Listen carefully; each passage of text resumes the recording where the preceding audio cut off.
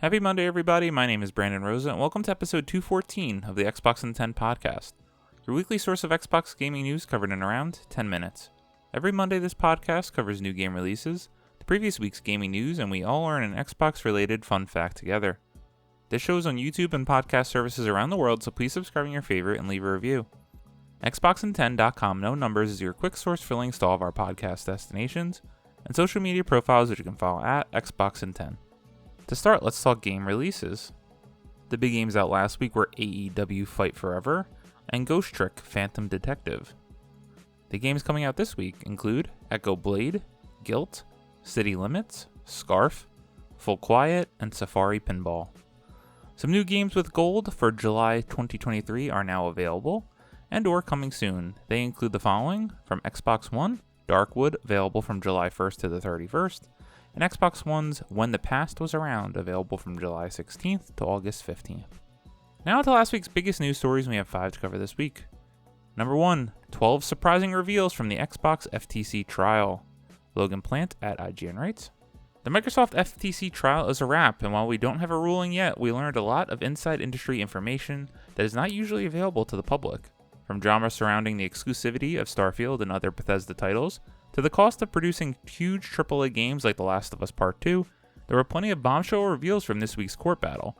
Here are 12 big things we learned from the Xbox FTC hearing. Xbox admits it lost the console wars. The entire Activision Xbox Blizzard saga has been filled with both Microsoft and Sony downplaying their respective achievements to appear as meek as possible to regulators. The FTC hearing was no exception, as the week kicked off with news of Microsoft claiming Xbox has officially, quote, lost the console wars, end quote. Microsoft claimed its original Xbox was crushed by Sony and Nintendo when it entered the market in 2001, and the company said it's been losing the console wars ever since. Citing numbers from 2021, Microsoft said Xbox held a 16% share of the console video game market. Xbox's Phil Spencer also said a piece on the console wars, calling it a social construct within the community during its testimony. 2. Microsoft says next gen could start in 2028. Years of hardware shortages and a slew of cross-generation game releases can make it feel like this console generation just started. But the reality is that we're creeping up on the PlayStation 5 and Xbox Series X and S third birthday parties. In court documents reviewed by IGN, Microsoft is expecting the next generation, meaning the PlayStation 6 and Xbox Series X and S successor, to begin in 2028. If Microsoft's projection remains accurate, that means we're just a year and a half away from the halfway point of this current generation. 2028 places the PS5 and Xbox Series on an 8-year cycle, which is 1 year longer than the PS4 and Xbox One, roughly the same length as the Xbox 360 and PS3 generation. 3. Microsoft wanted to scoop up Bungie, Sega, Square Enix, Zynga, and more. The last few years have seen the gaming industry's biggest players go on an acquisition spree. We've seen Sony acquire Bungie, Microsoft acquire Bethesda, and a lot more. But in court documents, we've learned that Microsoft had plans for some big name transactions that didn't end up happening. Namely, Microsoft had conversations about acquiring Sega, Square Enix, Zynga, and even Bungie before Sony bought them. But Microsoft's ambitions went well beyond these big players. Internal documents reveal a list of 100 developers Microsoft considered at one point, before narrowing it down to 8 final candidates. The list include Hades developer Supergiant, Pokemon Go's Niantic, IO Interactive, and more. 4. AAA Sony games cost $200 million plus to produce. We've always known modern AAA video games cost a ton of money to make, but now we know just how expensive some of these games are. In a poorly redacted document submitted by Sony Interactive Entertainment, we learned The Last of Us Part 2 cost $220 million to develop, while Horizon Forbidden West cost $212 million. In the document, PlayStation said the costs are justified because AAA games, quote, create deep and ongoing engagement with players, end quote. These costs give more context to recent comments from Xbox Game Studios' Matt Booty, who said big budget AAA games cost a half a decade or more to make, and failure can potentially ruin a studio. 5. Call of Duty is in fact worth a lot of money. Unsurprisingly, Call of Duty was at the center of almost the entire courtroom battle over the last week. Activision's biggest asset came up repeatedly, with the FTC raising concerns about exclusivity or the potential of Activision releasing a worse version of Call of Duty on PlayStation.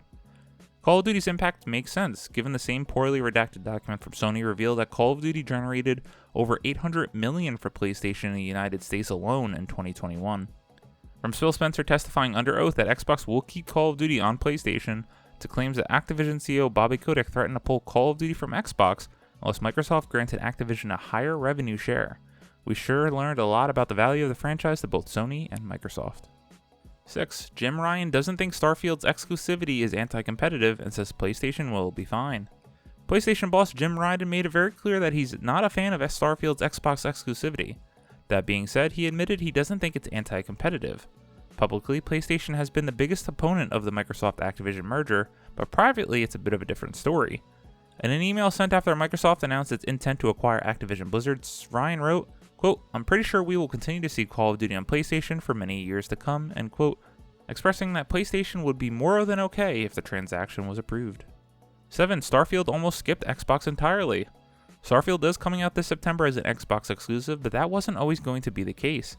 Xbox boss Phil Spencer confirmed that Starfield was potentially going to skip Xbox entirely prior to Microsoft's acquisition of ZeniMax. Xbox was worried about losing out on Starfield following PlayStation's exclusivity deals for Bethesda games like Ghostwire Tokyo and Deathloop. Spencer said Microsoft had to secure content for Xbox to, quote, remain viable in the business, end quote. Xbox did so by acquiring ZeniMax altogether, locking down Starfield as an Xbox exclusive. 8. Drama surrounding Bethesda exclusivity, Indiana Jones, Elder Scrolls, and more. The FTC tried to prove that Xbox's treatment of ZeniMax games could demonstrate how the company will handle exclusivity when it comes to Activision Blizzard games. One piece of evidence used was a chat exchange between Xbox's Tim Stewart and Matt Booty. The chat log focused on a November 2021 meeting where Phil Spencer apparently decided to make all future Bethesda games Xbox exclusives, not just new IP. Exclusives came up in a number of different ways during the hearing, specifically in regards to ZeniMax Studios. We learned that Machine Games' upcoming AAA Indiana Jones games was at one point set up to be a multi-platform release, before Microsoft's acquisition changed plans.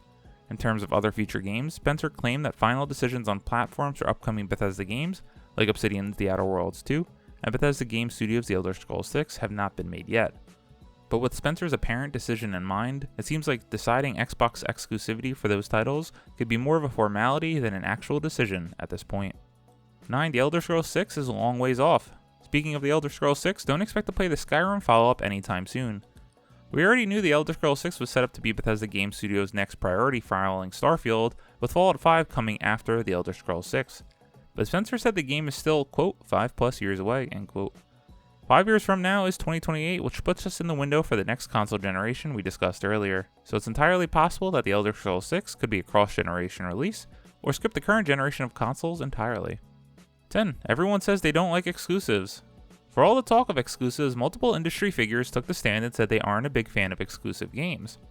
Microsoft CEO Satya Nadella said he has no love for console exclusives, and that Microsoft plays the exclusivity game to stay competitive with market leaders. Activision CEO Bobby Kotick agreed, saying making Call of Duty Xbox exclusive isn't in Activision's best interests, and it wouldn't actually be detrimental to the business. Quote, "You would alienate over 100 million monthly active players," end quote, Kotick said. Quote, "Half of them play on phones, but the rest of them play on computer and PlayStation, and you would have a revolt if you were to remove the game from more than one platform. Gamers are very passionate, and so with that kind of investment, time, and effort, you get an enthusiastic, passionate group of people," end quote. 11. Sony's Jim Ryan and Activision's Bobby Kotick had words for Game Pass. PlayStation boss Jim Ryan had strong words for Xbox Game Pass, claiming he, quote, "talked to all the publishers and they unanimously do not like Game Pass because it is value destructive," end quote. Ryan also claimed Game Pass is unprofitable for Microsoft. IGN reached out to Xbox for comment, and Xbox pointed out that every Game Pass title announced at this month's Xbox Game Showcase is coming from a creator that's previously worked with a subscription service. And there are multiple examples of publishers in favor of Xbox Game Pass, so it's not entirely clear who exactly Ryan was referring to. We know that Activision's Bobby Kotick doesn't want to see his games on subscription service, as he said, quote, "I don't agree with the idea of multi-game subscription service as a business proposition going forward, but we, Activision and Microsoft, can agree to disagree," end quote. 12. Activision CEO Bobby Kotick regrets not supporting Nintendo Switch. The Nintendo Switch is an undeniable smash hit, but that wasn't obvious to everyone when Nintendo was emerging from the Wii U era in 2017. In fact, even Activision's Bobby Kotick underestimated the Nintendo Switch when he saw a prototype for the machine. Now he admits it was a mistake not to develop more software for Switch, and says Activision will consider putting Call of Duty on future Nintendo consoles once they have the specs of the next device. Oh boy, that would have been a whole Xbox and 10 podcast episode with the time we spent on just that one story, but unfortunately, this is the price we have to pay with this ongoing trial. If you're a fan of this podcast, that means you're probably a hardcore fan or a casual fan of the video game industry nonetheless. This is some of the most interesting stuff we've ever heard from the industry because we were not supposed to learn about a lot of these things. Let's go through a couple. We already talked about last week how Xbox admitted to losing the console war, and sure, that's obvious, but what a defeatist attitude to have to admit that, but I guess you do when you're trying to sell this deal. Hearing that the next gen could start in 2028 is exciting. It's going to be 1 year longer than the Xbox One generation, so it'll be really interesting to see in the next 2 years, are we going to get a mid-generation upgrade? Time will tell. Going through that long list of developers that Microsoft wanted to scoop up isn't surprising given how they were talking. I do firmly believe if this decision and Activision does acquire Activision Blizzard goes through, Xbox is definitely acquiring Sega next. They have such a great relationship, and Xbox needs that bigger Japanese presence. I don't believe you would ever see Sega games go completely exclusive to Xbox, but they need that presence. That Game Pass catalog would go a long way. The fact that they were trying to acquire Square Enix, I don't really see how that ever would have worked considering Xbox's presence in Japan, but hey, money talks. The fact that we now know how much The Last of Us Part 2, Horizon Forbidden West costs because people at Sony could not properly redact important information is wild to see. That person is certainly fired who did that, but it's wild to see the true numbers that these games cost. It's crazy. The fact that Call of Duty is worth over $800 million, not surprising, but still staggering to actually see the number. And lastly, I just cannot wait for this to be over. By the time we record our next podcast, we would have the answer to whether or not there's going to be an injunction. We might even learn if Xbox pulls out of the deal, or if they're going to be set to acquire Activision Blizzard. Maybe the end is finally in sight. Report back next week. Number 2, Annapurna showcases 6 exciting games coming to Xbox Game Pass. Sean Carey of True Achievements writes, the Annapurna Interactive Showcase was absolutely packed with Xbox Game Pass announcements, including new game reveals, release dates, and more. Here's a full roundup of all the Game Pass news from the event. While Stray coming to Xbox was probably the highlight for many, the Annapurna Interactive Showcase crammed full of Xbox Game Pass news and reveals. While some of these games we already knew about, others were completely new surprises. Cocoon. Announced during the Xbox and Bethesda Game Showcase last year, this world-leaping puzzle adventure game finally got a release date. Cocoon launches on Xbox Series X and S and Xbox One and joins Xbox Game Pass on September 29th. To a T.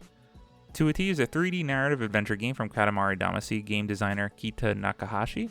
You will play as a teenager with an odd posture who is trying to live a normal life in a small coastal town, but soon discovers a new ability granted to them by the extraordinary posture, and they start to uncover more about the mysterious lineage. 2AT is coming to Xbox Series X and S, Xbox One, and Xbox Game Pass, though no release date was announced.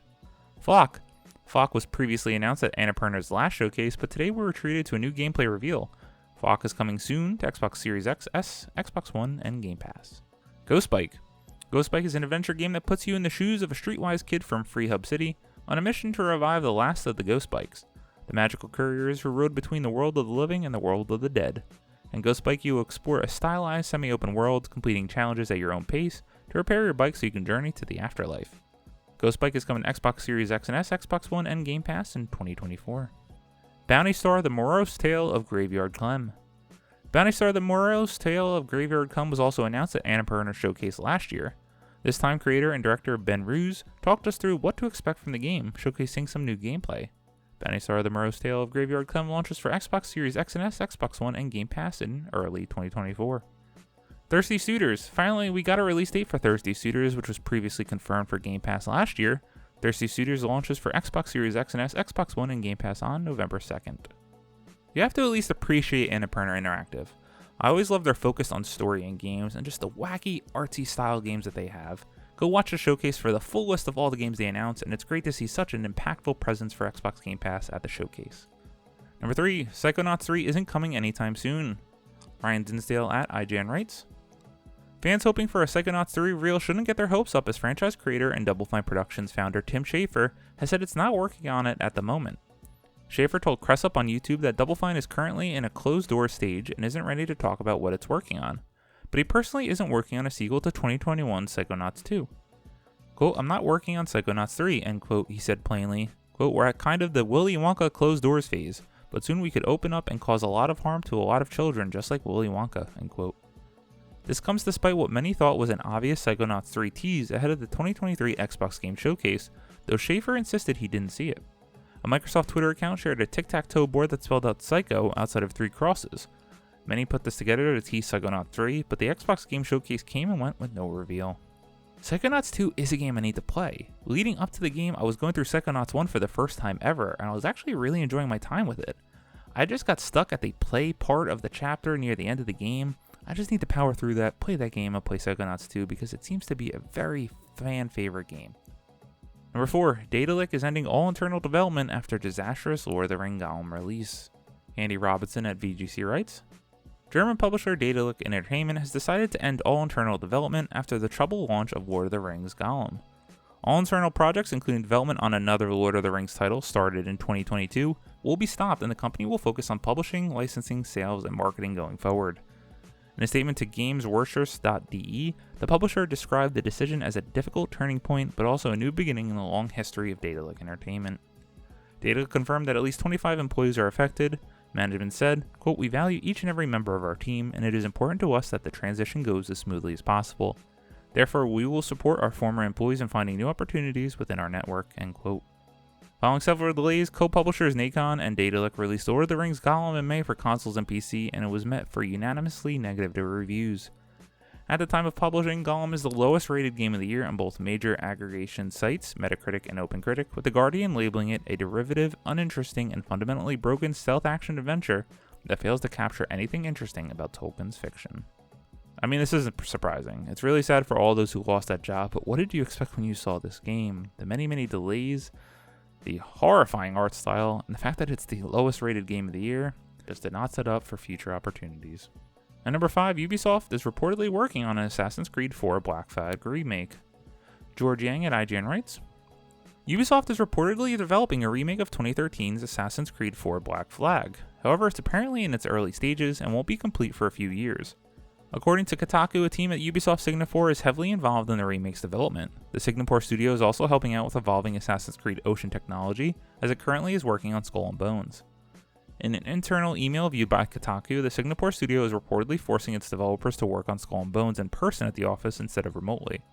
While the studio is seemingly providing breakfast and dinner, it looks like the move is to pressure its developers to work longer hours in order to ship the closed beta that's due in late August. The team working on Skull and Bones also reportedly discussed if it was possible to pivot Skull and Bones into a game that's more like Black Flag. That'd potentially mean adding elements of co-op exploration and hand-to-hand combat instead of just resource gathering mechanics and PvP naval battles. I wanted to highlight this because Assassin's Creed 4 Black Flag is one of the cult classic fan favorites of the franchise. I personally never played it, but more power to you for you fans of the Assassin's Creed franchise. As always, we end our show with a fun fact about Xbox, and since we were talking about the Annapurna Showcase, let's do a little Wikipedia search on Annapurna Interactive. Annapurna Games, LLC, trade name Annapurna Interactive, is an American video game publisher and developer. The company is a division of Annapurna Pictures and was founded in 2016. Notable games published by the company include Donut County, Kentucky Route Zero, Outer Wilds, Sayonara Wild Hearts, Wadham, What Remains of Edith Finch, Telling Lies, Neon White, and Stray. As I mentioned earlier, I do love all the games that come out of Annapurna Interactive. Even if I haven't played them all, I just like how different they are. And when you see an Annapurna game, you kind of know what it is. My personal favorites are What Remains of Edith Finch and Florence on mobile. If you haven't checked out Florence, go check it out. It takes about, maybe an hour? It's a special experience, especially on mobile. Thank you all for listening to the Xbox in 10 podcast. Usually in around 10 minutes, but it's the FTC trial. We got a lot to talk about. Your weekly source of Xbox gaming news covered in typically 10 minutes. If you like the show, please subscribe to your favorite podcast service, share with your friends, leave a review, and follow on all social media at Xbox in 10. This past week I haven't had too much time to play, but I did check out on my Logitech G Cloud Vampire Survivors. I can easily see this being a new addiction, and it's perfect for that device. Especially with the football season coming up, that's going to be a match made in heaven. I finished Burial at Sea Episode 1, the DLC to Bioshock Infinite. I'm a little lukewarm on it. It was nice going back to Rapture, but the story just hasn't fully pulled me in besides that ending, so I'm excited to play Episode 2 to see how it builds off of it. My name is Brandon Rosa. You can follow me on Xbox at Rosa93. Hope you all have a great week, stay safe, and keep on gaming.